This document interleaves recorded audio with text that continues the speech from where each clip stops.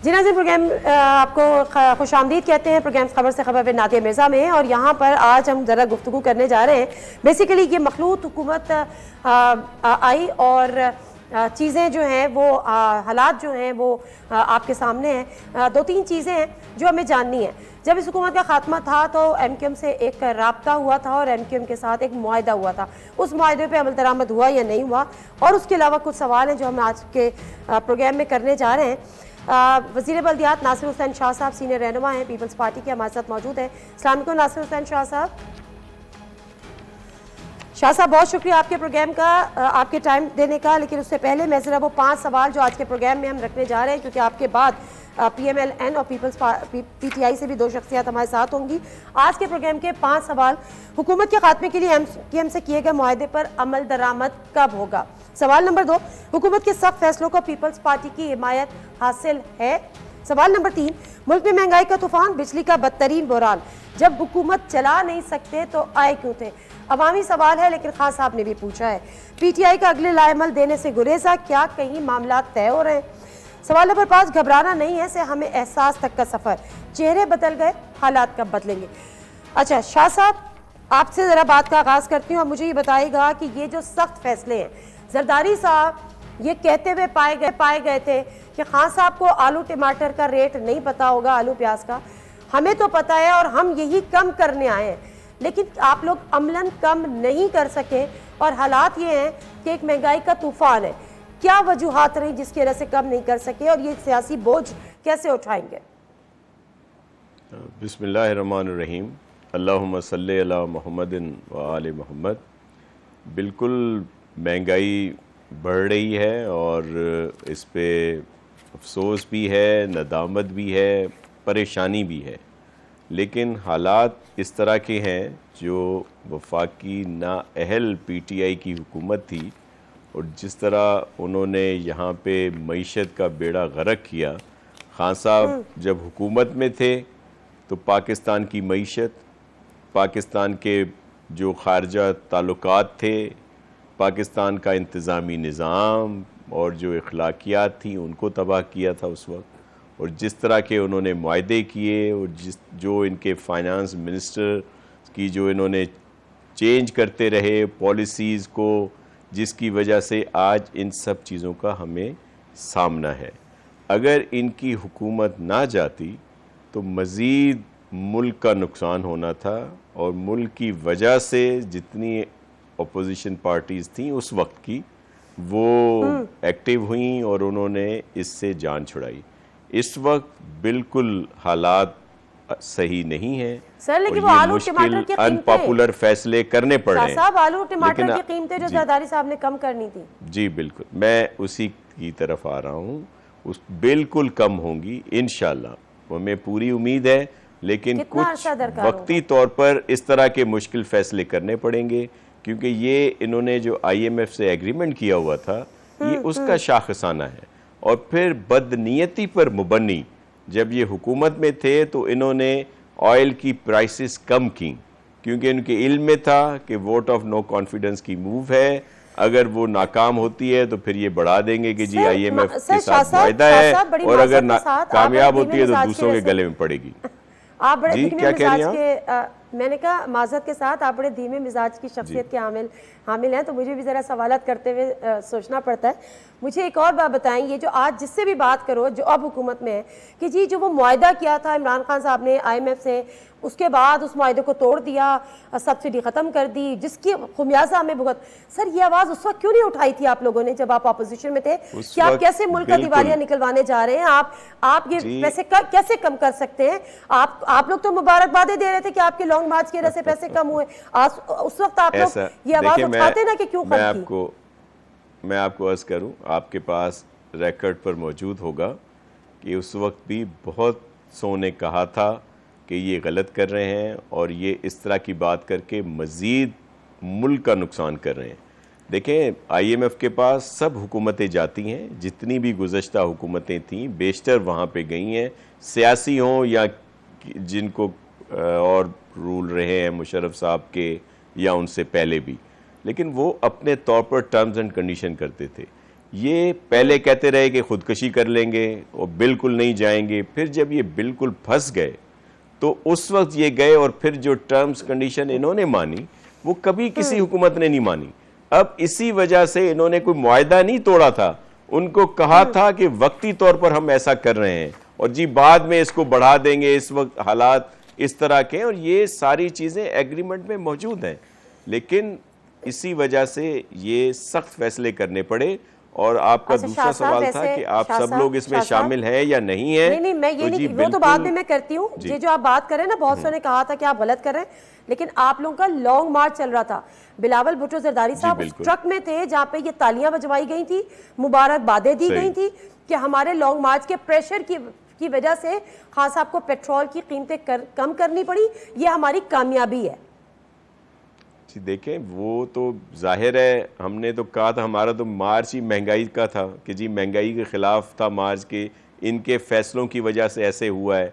उसी प्रेशर में इन्होंने इस तरह की बात की, लेकिन वो भी बदनीयती पर मुबनी थी कि जी उसका असर ज़ायल करने के लिए या एक अपना एक कार्ड इन्होंने खेला उस वक्त। लेकिन अब क्या हुआ? अब देखें, ये एक जहाँ पे खान साहब की तकारीर होती हैं, जो उनका क्राउड है जिनको वो बहका रहे हैं आज, वो तो अपनी जगह पे, लेकिन जो जी शऊर लोग हैं, आप जैसे पढ़े लिखे लोग हैं, उनके तो इल्म में है कि जो एग्रीमेंट होते हैं अगर उन पर ना चला जाए तो जो इस वक्त मुल्क के हालात हैं तो हम किस डिगर की तरफ जाएंगे। आप तो इसलिए संजीदा फैसले, मुश्किल फैसले करने पड़ेंगे। सर, अगर यही बातें, आज आप बहुत अच्छी बात कर रहे हैं, दिल पे लग रही है, लेकिन अगर यही बातें हुकूमत से पहले आके आप प्रेस कॉन्फ्रेंस में करते कि खान साहब ने सारे गलत फैसले किए, हम आएंगे ये मुश्किल फैसले नहीं सर, आप लोगों ने कहा था हम आएंगे तो महंगाई का खात्मा करेंगे। आप बिल्कुल करेंगे, आपने तो महंगाई के खात्मे के लिए आए थे। एक मिनट देखिए, अब एक बात सुन, एक मिनट सुन ले, एक मिनट सुन ले। अब मुझे बड़ी हैरत होती है कि जब जो गुज़श्ता वफाकी हुकूमत के लोग या फिर आप जैसे बहुत ही समझदार जो एंकर हैं जिनका पूरा ज़माना रहा है सहाफ़त में, वो आकर कह रहे हैं कि जी ये देखें इतनी महंगाई हो गई, इन्होंने ये ले आए। अब अजीब लगता है कि जो शाखसाना जो सारा कुछ किया धरा उनका था, जो चले गए, वो जाहिर है कुछ अरसे के लिए हमें उसको सस्टेन करने के लिए कुछ ना कुछ करना पड़ता है, उसके बाद बेहतरी आएगी। ये मुश्किल फैसले बेहतरी के लिए हैं, इंशाल्लाह ताला अल्लाह करेगा बेहतरी आएगी। ब्रेक लेने दीजिएगा। एक से वापस आती हूँ। पीपल्स पार्टी ने एमक्यूएम की हिमायत हासिल करने के लिए एक मुआहदा उनके साथ भी किया था। वो मुआहदा क्या था, उसके कुछ नुकात आपके सामने रखूंगी। कितना अमल दरामद हो रहा है और क्यों नहीं हो रहा है, ये भी शाह साहब से जानेंगे। जी नाज़रीन, प्रोग्राम एक दफ़ा फिर आपको खुशामदीद कहते हैं और आपकी याद आने के लिए, जब इस एमक्यूएम की हिमायत दरकार थी तहरीक अदम एतमाद के लिए, तो उस वक्त एक मुआहदा हुआ था। उस वक्त की अपोजिशन और चूँकि उस वक्त हुकूमत एमक्यूएम गवर्नमेंट में थी। शाह साहब, आपको तो मुझसे ज़्यादा यकीनन इल्म है, 27 नुकात थे, 27 में से कुछ अहम थे वो हमने निकाले, जिस पे आपका जवाब हमें दरकार होगा। एमक्यूएम पाकिस्तान को शहरी सिंध की आवाम का अहम सियासी नुमाइंदा तस्लीम किया जाए और अहम माशी और एडमिनिस्ट्रेटिव फैसलों से मुताल्लिक़ एतमाद में लिया जाए। सुप्रीम कोर्ट के लोकल गवर्नमेंट से मुताल्लिक़ फैसले को इसकी पूरी रूह से एमक्यूएम की मुशावरत से नाफिज किया जाए। लापता अफराद की बाजियाबी, उनकी घरों में वापसी, कानून के सामने पेश करने और झूठे मुकदमात के खात्मे के लिए मुमकिना इक़दाम उठाए जाएं। सरकारी नौकरियां दी जाएं, शहरी सिंध के कोटे में इजाफा किया जाए। तमाम उमूर की निगरानी के लिए एमक्यूएम की मुशावरत से कमेटी का क़याम किया जाए। एमक्यूएम के बंद दफातर खोलने और सियासी सरगर्मियों पर गैर एलानिया पाबंदी हटाई जाए। 2 सवाल यहाँ से आगाज़ करती हूँ, थोड़ी सी इसकी सीरीज चेंज करते हुए। लापता अफराद की बाजियाबी के लिए अब तक आपने क्या किया? झूठे मुकदमात के खात्मे के लिए आपने क्या किया? इनके ऑफिसेस खोलने के लिए आपने क्या किया? देखें, ये तीनों चीज़ें रिलेटेड हैं लॉ एंड ऑर्डर से भी और जो कानून के उसमें दायरे में आती हैं। जो प्रॉपर्टीज़ एमक्यूएम के नाम पे हैं, एमक्यूएम पाकिस्तान के, और इन्होंने जो दी हैं उन पर बिल्कुल वो उनकी खोल दी जाएंगी। और फिर जो केसेस जिसमें कानूनी तरीके से कोई बेहतरी आ सकती है, जहाँ पे ज़्यादती कोई हुई है, तो उसका अजाला होगा। जो मिसिंग पर्सन है उनके लिए वैसे भी गवर्नमेंट जो है, सिंध गवर्नमेंट उस पर काम कर रही है। जहाँ जहाँ कोई इस तरह की चीज़ें हैं वहाँ पे हम लोग सपोर्ट कर रहे हैं उनकी। तो इसमें अभी तक क्या पेशरफ्त हुई है? ये तो आप बता रहे हैं कि हो जाएगा, अभी तक पेशरफ्त क्या हुई? उसके लिए हमारी मीटिंग्स उन पर हो रही हैं और एमक्यूएम पाकिस्तान की जो क़यादत है वो उसमें इंतहाई सीरियस है और हमारी हर दूसरे या तीसरे दिन एक मीटिंग होती है जिसमें ये सब पॉइंट्स आते हैं और उनमें काफ़ी हद तक पेशरफ्त है और इसमें जब मुकम्मल तौर पर अमल हो जाएगा तो आप सबके सामने ये चीज़ें आ जाएंगी। अच्छा शाह साहब, वो आप जिन मीटिंग्स का जिक्र कर रहे हैं ना, तो आप कह रहे हैं एमक्यूएम सीरियस है। एमक्यूएम तो सीरियस होगी, लेकिन इत्तलात हैं कि पीपल्स पार्टी सीरियस नहीं है।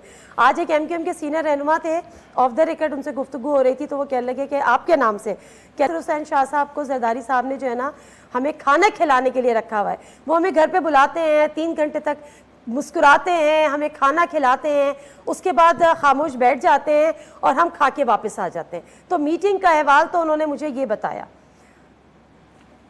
ज़रूर आपको किसी ने बात की होगी आपके साथ, लेकिन ऐसा नहीं है। मीटिंग्स होती हैं, हम भी उनके पास गए हैं कई दफ़ा, वो भी हमारे पास आए हैं, उनकी बड़ी मेहरबानी है, लेकिन उसमें काफ़ी पेशरफ्त है। और ख़ास तौर पर जो उनके कंसर्न है, एक तो ये है कि जो लॉ है लोकल गवर्नमेंट का और जो 140A पे अमल का, उस पे ज़्यादा हमारा फोकस होता है क्योंकि इलेक्शंस करीब हैं और फिर सिलेक्ट कमेटी में भी उस पर बहस होती है जिसमें दीगर पॉलिटिकल पार्टीज़ के MPAs भी हैं। वो मीटिंग्स अलहदा होती हैं और हमारी आपस में मशावरत भी जारी है। तो इसमें काफी बेहतर हालात हैं। सुप्रीम कोर्ट ने अहकाम जारी किए हैं, आप अमल कर दें, इसमें तो कोई इतनी बड़ी रॉकेट साइंस माजरत के साथ नहीं है। अच्छा, गवर्नर सिंध एमक्यूएम का लगाना था, इस पे कोई बात हुई आप लोगों की? कोई इत्तेफाक हुआ? उसमें हमें कोई एतराज नहीं है कि जो भी उनकी नॉमिनेशन होगी, लेकिन वो फेडरल गवर्नमेंट की उसमें आता है। मेरे ख्याल में कोई नाम उन्होंने भेजा हुआ है, आपके इल्म में है कि नहीं, लेकिन मैं आपको बता रहा हूं कि उनका नाम गया हुआ है, लेकिन उनकी जो तैनाती होती है वो प्रेसिडेंट हाउस से होती है। और आपने आज की खबर भी सुनी होगी कि जो बिल जाते हैं प्रेसिडेंट हाउस में, आज मैं सुन रहा था मीडिया पे कि कहा कि जी फर्स्ट टाइम जो है वो प्रेसिडेंट हाउस से वो वापस हुए हैं। हम लोग तो इसके आदी हैं क्योंकि हमारे तो हमेशा जो भी गवर्नर साहब के पास भेजे गए हैं वो वापस आ जाते हैं, लेकिन एक तरीका का आइन में है। नाम चला गया था, उन्होंने डिले किया, बिल आखिर एक तारीख होती है, आईनी मुद्दत होती है, वहां पे लग गए। जी बिल्कुल। आप लोगों ने किसका नाम भेजा एमक्यूएम का? कौन बंदा गवर्नर सिंध बनने जा रहा है? जी वो एमक्यूएम वालों ने वफाक को खुद भेजा है, उसमें हमारा अमल दखल कुछ नहीं है। वो वफाक लगाता है। नहीं, एमक्यूएम ने कोई 3-4 नाम भेजे थे और उनकी और एमक्यूएम वफाक वालों को उनका पता होगा। हमें तो जो नाम भी वहाँ से आएगा उनकी अपनी प्रायोरिटी है, जिसके लिए भी वो कहेंगे। हम कौन होते हैं एतराज़ करने वाले या कोई नाम देने वाले? ठीक है, मुझे मुख्तसर सा बता दीजिएगा शाह साहब कि क्या मुर्तज़ा वहाब को हटाने का भी एमक्यूएम ने मुतालबा किया था? जी बिल्कुल, वो है उनका और उस पर अमल हो जाएगा। जी वो आप ये कह रहे हैं कि मुर्तज़ा वहाब साहब को आप कराची एडमिनिस्ट्रेटरशिप से हटा देंगे? जी हटा नहीं देंगे, वो खुद भी हमारे एडवाइज़र लॉ हैं, उनके पास और भी बहुत कमिटमेंट्स हैं। हटा नहीं देंगे, बल्कि वो खुद रिज़ाइन देंगे कुछ दिनों में। और फिर एमक्यूएम का एडमिनिस्ट्रेटर होगा? मुशावरत से किसी को लगाया जाएगा। जी उसका ताल्लुक एमक्यूएम से होगा? ज़रूरी नहीं, क्योंकि मोस्ट प्रोबेबली जो कोई अफसर होगा, क्योंकि इलेक्शंस हो रहे हैं तो मे भी कोई सियासी शख्सियत ना हो, लेकिन कोई हो भी सकता है। जाहिर है उसमें रिकमेंडेशंस जो हैं वो एमक्यूएम पाकिस्तान की होंगी। ठीक है, thank you very much Shah साहब आपके टाइम का। Let me take a short. आती हूँ आलिया हमजा और हिना परवेज हमारे साथ होंगी, कुछ मजीद गुफ्तगू करेंगे। जिन्हें से प्रोग्राम एक दफ़ा फिर आपको खुशामदीद कहते हैं। उस वक्त हमें जो हमजा साहबा, रहनुमा तहरीक इंसाफ, इना परवेज भट्ट, रहनुमा मुस्लिम लीग नून, दोनों मेहमानों का बहुत बहुत शुक्रिया। आलिया हमजा साहबा, मामलात क्या हैं? इत्तलात हैं कि आपके कोई राब्ते बहाल हुए हैं, आप लोग के कोई मामलात चल रहे हैं? यही वजह है कि आज अपरदीर में जब खान साहब ने जलसा किया तो अगले लाए अमल कभी ऐलान नहीं किया और लॉन्ग मार्च का अनाउंस करना था 6 दिन में, 9 दिन गुजर गए, अनाउंस नहीं हुआ। बिस्मिल्लाहिर्रहमानिर्रहीम। Thank you Nadia. नादिया, हमारे मामलात सिर्फ एक ही से तय हो रहे हैं और वो है अवाम, और अवाम से हमारे जो राबते हैं वो आपने देख लिए हैं। जिस तरह से अवाम को इन्होंने जिस तरह के काम किए हैं, 60 रुपए पेट्रोल की प्राइस, डीजल की प्राइस में इजाफा, घी की प्राइस में 250 से 300 रुपए का इजाफा, डॉलर 205 पे पहुंच गए, स्टॉक मार्केट कल 1000 पॉइंट्स की मंदी से बंद हुई है। उसके अलावा घरेलू सार्फिन को कभी सुना था गर्मियों में गैस नहीं मिल रही। पंजाब में इस वक्त जो है सनतों को गैस देना बंद हो गया, टेक्सटाइल सेक्टर पूरा का पूरा बंद हो रहा है। जो अवाम, आपने पेट्रोल पंप्स के ऊपर उनकी चीखें सुनी है, जो उनका आहो बका सुना है। मुझे तो सिर्फ इतना बता दें, मुझे तो ये लग रहा है कि यहाँ पर ये जो है श्रीलंका के अंदर जो अवाम ने अपने जो मुसल्लत करदा इंपोर्टेड हुक्मरान थे उनके साथ जो किया, अब इन लोगों की बारी है कहीं अवाम इनके साथ ये ना करे। इनके साथ जो होगा, जो आपकी चार्जशीट है उसका जवाब हिना साहबा देंगी। मेरे सवाल का जवाब आपने नहीं दिया। मैं उसी पे बात कर रही हूँ कि लॉन्ग मार्च की डेट हम बिल्कुल अनाउंस करेंगे। इस इंपोर्टेड हुकूमत के अगेंस्ट हम बिल्कुल अनाउंस करेंगे। हमने इनको कुछ टाइम दिया है कि अवाम के पास चले जाए। देखिए जी, तो हम ही दे रहे हैं ना, हम ही ये कह रहे हैं कि सुप्रीम कोर्ट का एक फैसला आ गया। सुप्रीम कोर्ट ने 1 हफ्ते का टाइम दिया डीसी को, वहां पर आईबी वालों को, आईएसआई वालों को, कि आप प्रॉपर रिपोर्ट दें कि वहां पर उस दिन क्या हुआ था, किस तरह से अवाम के साथ, छोटे बच्चों के साथ, माजूरों के साथ शेलिंग हुई थी। उसका हम इंतजार करें, जैसे होगा तो हम दोबारा से लॉन्ग मार्च की डेट अनाउंस कर देंगे। ठीक है, तो यानी सुप्रीम कोर्ट के फैसले से मशरूत है, उनके फैसले का आने का इंतजार किया जाए ना साहबा। बात यह है कि जो चार्जशीट इन्होंने, हाँ एग्जैक्टली, बात यह कि जो चार्जशीट इन्होंने पेश किया उसमें तो कोई शक नहीं है। बात फिर वो आ जाती है कि घबराना नहीं है से लेकर हमें एहसास है का सफ़र। तो मामलात तो वहीं के वहीं खड़े हैं, चेहरे बदल गए हैं, हालात तो नहीं बदले। हालात कब बदलेंगे? बिस्मिल्लाहिर्रहमानिर्रहीम। सबसे पहले तो लॉन्ग मार्च अब होना नहीं है, बिकॉज अवाम ने बता दिया, लोग निकले ही नहीं और ना ही निकलेंगे। इमरान खान जब आते हैं और टीवी पे पाकिस्तान के 3 टुकड़े होने की बात करते हैं, या हमारी एटॉमिक पावर एक मुल्क है और हमारे एटॉमिक एसेट्स को स्टेक पे रखने की बात करते हैं, तो अवाम बिल्कुल भी नहीं निकलेगी। अवाम ऐसे बंदे को जो स्टेट के अगेंस्ट बात करता है या मुल्क के अंदर फितना और फसाद क्रिएट करता है, उनको बिल्कुल सपोर्ट नहीं करेगा। जैसे मैं आपको बताऊं कि आपने देख लिया कि इंटेलिजेंस की बिल्कुल रिपोर्ट्स आई और उन्होंने बताया कि इन लोगों के पास एम्यूनेशन थी, और इमरान खान का खुद बयान मौजूद है जो उन्होंने एडमिट किया कि हमारे पास एम्यूनेशन थी, असला था हमारे लोगों के पास। और शेख रशीद की वो बातें कि खूनी मार्च है, तो इससे बिल्कुल सुप्रीम कोर्ट की डिसीजन के बाद भी जब कहा उन्होंने कि डी चौक पे ना जाएं, तो इमरान खान साहब ने अपने लोगों को कहा डी चौक पे जाएं, तो फिर भी लोग नहीं पहुंचे। तो मैं ये बता दूं कि लॉन्ग मार्च का प्लान खत्म है। अवाम ने भी देख लिया है कि ये लोग तो नहीं पहुंचे, लेकिन पता नहीं वो खाली रोडों पे शेलिंग हो रही थी, ये तो फैक्ट है। ठीक है, सारी रात ब्लू एरिया में इस्लामाबाद में शेलिंग हो रही थी, पता नहीं लोग नहीं थे। लेकिन देखिए, अगर इंटेलिजेंस की रिपोर्ट ये शो करती है कि इनके लोग एम्यूनिशन लेके जा रहे, या इंटेलिजेंस, मेरे दरमियान नहीं बोले आलिया, आप अपने टाइम पे बोलना, मुझे बात कंप्लीट करने दे, मैंने अभी दूसरी बात भी आंसर करनी है। और नादिया मेरी बात होने दे, फिर आप आलिया को दरमियान में लेना।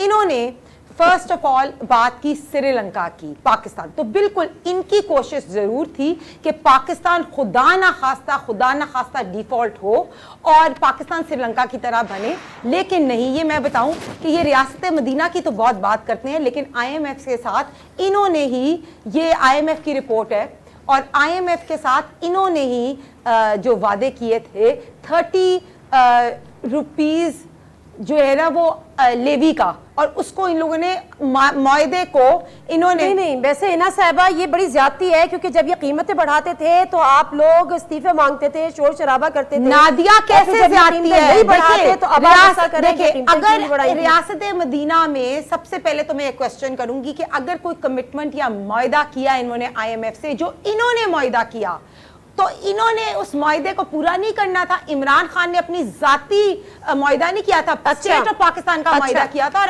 IMF से क्या मुआहदा किया था कि हम प्राइसेस इंक्रीज करेंगे और सब्सिडी खत्म करेंगे। अब इन्होंने क्या किया, आराम से पहले इन्होंने रियासत मदीना का इनका नैरेटिव जो है वो खत्म हो गया, इंपोर्टेड हुकूमत वाला नैरेटिव खत्म हो गया। जवाब ले लूं उसके बाद अब इन्होंने ये कोशिश कर दी है कि अपनी 3.5 साल की कारकर्दगी हमारे 1.5 महीने पे डाल दें। बिल्कुल भी नहीं, मुआहदा आपने किया नहीं, आप नहीं देखिए कोई ये जो भी करते रहे, किसी की कारकर्दगी हमारे किसी के काम तो 2018 में जो आवाम सवाल करेगी और हम सवाल करेंगे। नादिया हम तो इनको आप जिम्मेदार हैं, इनको 2018 में जो पाकिस्तान वोट डालने से मुझे क्या आलिम होगा, साहब की तरफ जाने दें, आलिम साहब की तरफ जाने दें, क्या होगा, मुझे और भी बात करनी है। अच्छा मुझे बात खत्म करने दें, आगे दरमियान में मैं आऊंगी, दोबारा आऊंगी। आलिम साहब पाकिस्तान छोड़ा तो साहब मैं आपके पास दोबारा एंड करने के बाद 2018 में पाकिस्तान जब हम इनके हवाले करके गए, पाकिस्तान का GDP 5.8 था। हम जब इनके पास पाकिस्तान हवाले करके गए तो पाकिस्तान की इन्फ्लेशन 4%। वर्ल्ड बैंक की रिपोर्ट है GDP लास्ट ईयर 5.9 था, अगले साल से हो सकता था। हमने इनके पास 25,000 मेगावाट 25,000 मेगावाट इनको दे के गए। अच्छा हिना वापस आते हैं, हिना मैं आपसे बात करूंगी। आलिया प्लीज।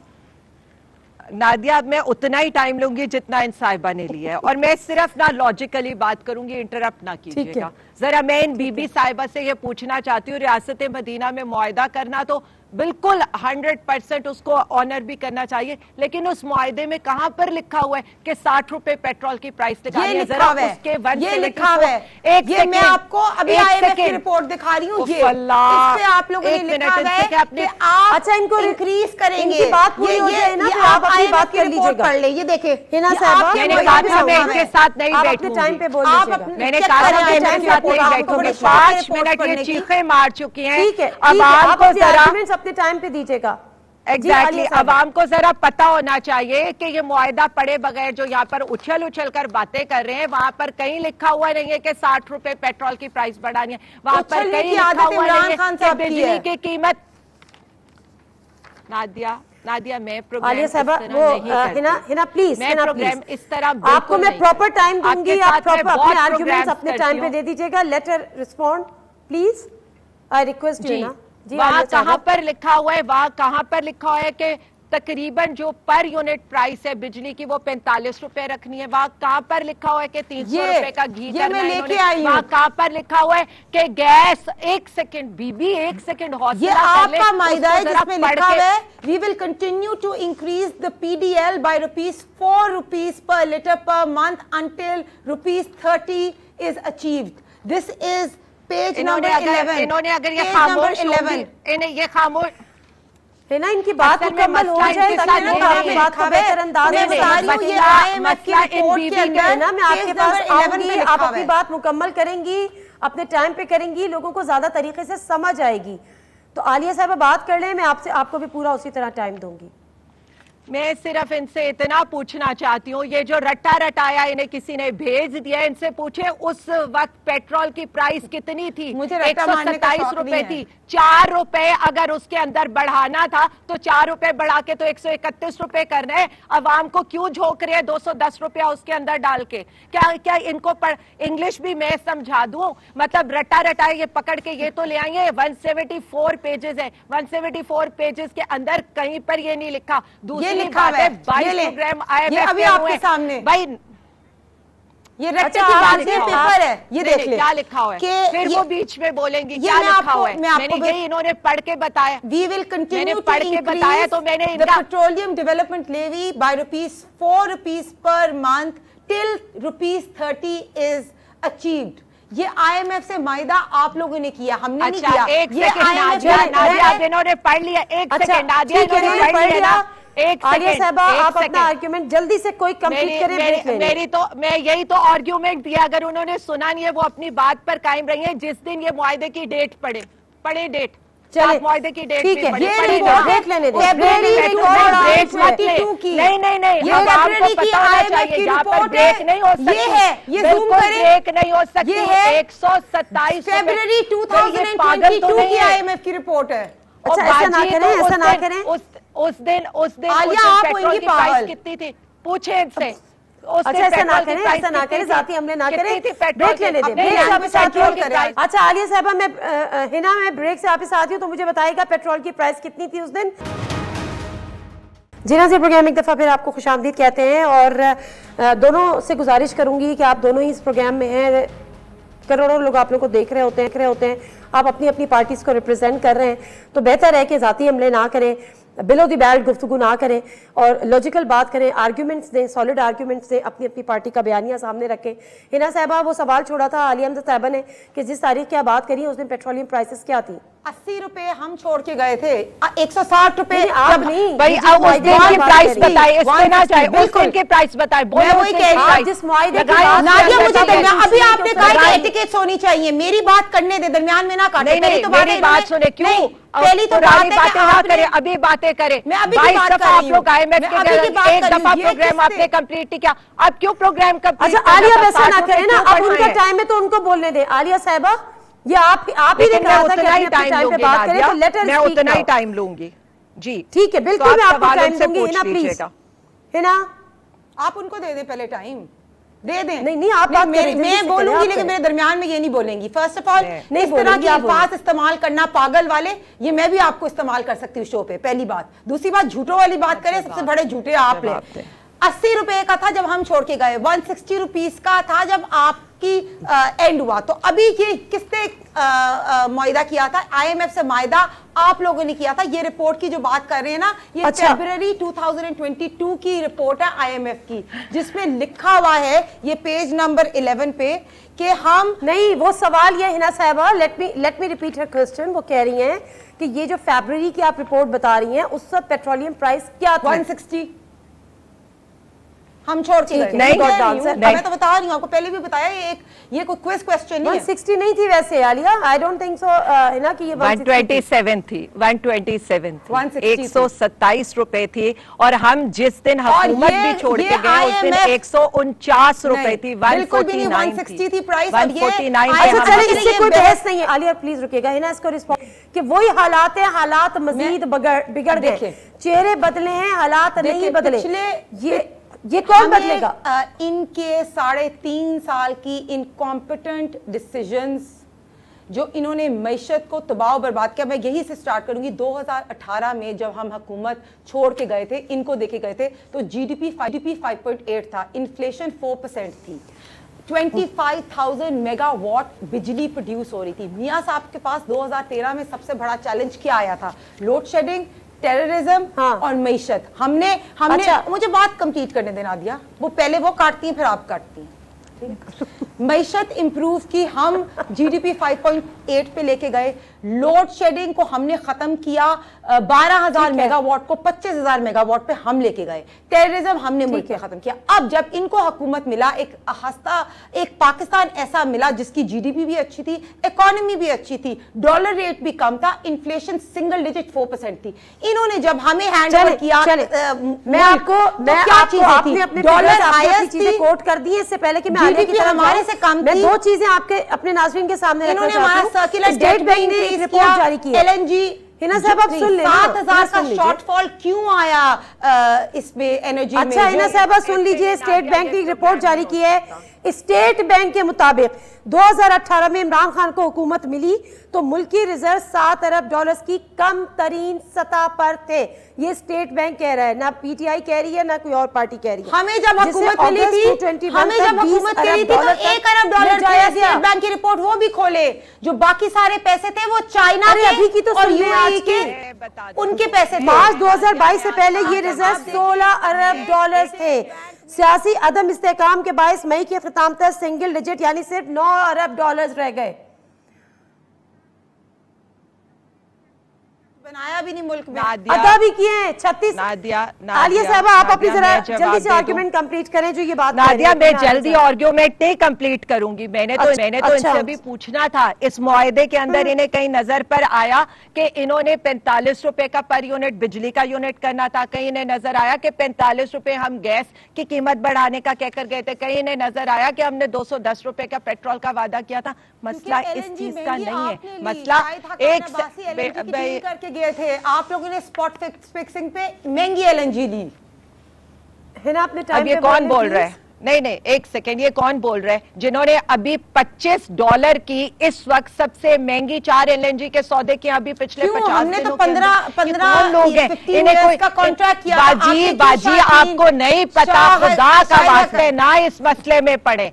जिन बातों का आपको नहीं पता ना बीबी ना पढ़ा करे। अभी आप ये बता रही थी आपको तो मुल्क की सियासत का ही नहीं पता, आप सियासत में क्यों पढ़ रही हैं? 2% का हमें ऐसी सियासत करनी नहीं है, हमें लॉजिक से बात करनी है। एग्जैक्टली, अवाम अब इनसे ये पूछ लिया, इनको बता दे।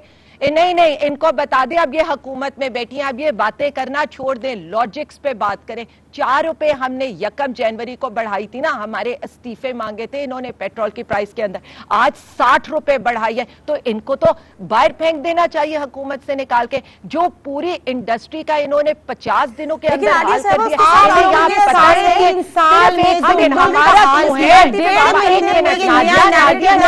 हमारा क्यों है, हमारा क्यों है? इनके अंडर नेशनल सिक्योरिटी कुछ नहीं किया। प्लीज ये सब कुछ आपके प्लीज अल्लाह का वास्ता, इतनी लॉजिकल बात हो रही होती है, ये क्यों ये बीबी बीच में बात करती है? नेशनल अकाउंट्स की मीटिंग इनके वजीर आजम के नीचे हुई है, जिसमें माना गया कि 2 कंसेक्टिव ईयर्स में 5.67 एंड 5.97 की ग्रोथ हुई है। पर कैपिटा सबसे बेहतर हुआ है पीटीआई के दौर में। इनके मिफ्ता इस्माइल साहब रोज आकर हमारी टैक्स कलेक्शन की तारीफ करें। वहां से रशिया से मैं अवाम को सिर्फ इतना बताना चाहती हूं कि ये हुकूमत जो है ये आपको 210 रुपए के ऊपर बाय, जिसे कह लेना कि चॉइस ये नहीं मिल रहा कि इस हुकूमत को आपको 210 पे पेट्रोल मिलना है। ये लोग जो है एक सेकंड, ये लोग अमेरिकी गुलामी के अंदर ये कर रहे हैं। ये रशिया से सस्ते सौदे नहीं कर रहे जो इंडिया कर रहा था। और उसके अलावा ये जो कर्जों की बात करी थी, एक सेकंड नादिया, ये जो कर्जों की बात करी थी 40 दिनों के अंदर 20,000 अरब रुपया मिसमैनेजमेंट की, चाहे उन्होंने तबाही की, लेकिन ये सब आपको देखें मेरी बात सुने, तो क्यों इनका वजीर आजम मान रहे हैं, क्यों इनका वजीर खजाना सारा कुछ मान रहे हैं?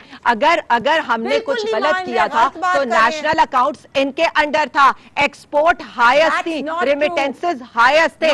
आज जो हम यहाँ पर छोड़कर जा रहे हैं, हमारा 28 महीने के अंदर इनका जो है सबसे ज्यादा महंगाई कर दी। अवाम को इस बहस में ना पड़े। सवाल ये अमेरिकी गुलामों ने सवाल ये है कि ये सब आपको पता था ये किस क्या कर रहे हैं, उसके बावजूद अगर आपने ये हुकूमत अपने सर ली, ये जिम्मेदारी अपने सर ली, तो फिर आपको अदा करनी चाहिए उसी तरीके से जो आपने अवाम से वादे किए। मुल्क के अंदर माशी दहशतगर्दी करे थे, जिस तरह इमरान खान को वोट ऑफ नो कॉन्फिडेंस से घर भेजा, उसके बाद उन्होंने अपनी बात करें, पाकिस्तान के 3 टुकड़े होने की बात की। ये जो भी कर रहे थे आप भी संभालने के लिए आए थे, अब आप संभालें जो आपसे नहीं संभला, अभी तक नहीं संभला।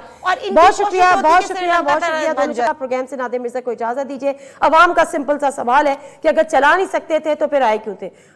अल्लाह हाफिज।